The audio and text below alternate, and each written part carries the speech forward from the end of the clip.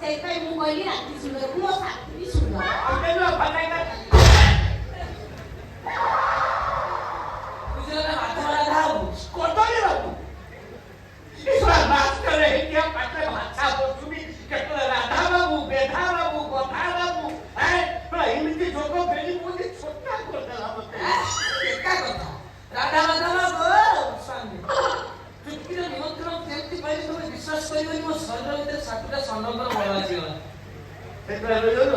उन्माद खाईगला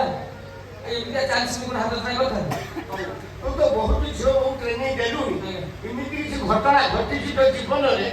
ତା ବାପା ମା ନଥିବା ଅବସ୍ଥାରେ କୋଉ ଝିଅକୁ ପହରିକା ଟ୍ରେନିଂ ଦବା ନାଇଁ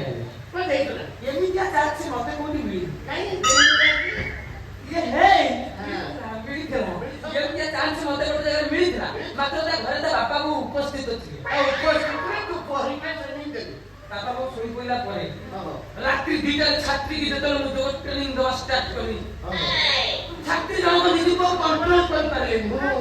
ଚିନ୍ତା କରି କାନ୍ଦି ଉଠିଲି କେମିତି କାନ୍ଦିଲେ ଜାଣିଛ Oh no!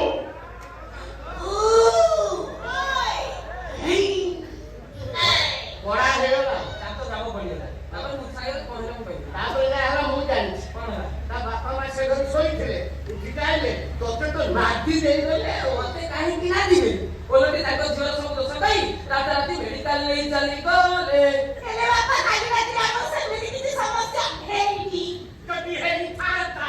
ବାପା ତ ନଥିଲା ତୁ ମରିଥାନ୍ତୁ ମରିବ କାହିଁକି ମୁଁ କଣ ମଣିଷ ମରା ଜନ୍ମ ପହରିକା ମାଷ୍ଟର ମୋ ଜୀବନରେ ଏତେ ଟ୍ରେନିଂ ଶୁଣିଛି ଏ ପହରିଆ ଟ୍ରେନିଂ ମୋ କାନ ପ୍ରଥମ ଶୁଣିଲା ଏମିତି ବହୁତ କଥା ବହୁତ ଜିନିଷ ଅଛି ଯୋଉଟାକି ମଣିଷ ପ୍ରଥମ ଥର କରି ଦେଖେ ଆଉ ଶୁଣେ ବି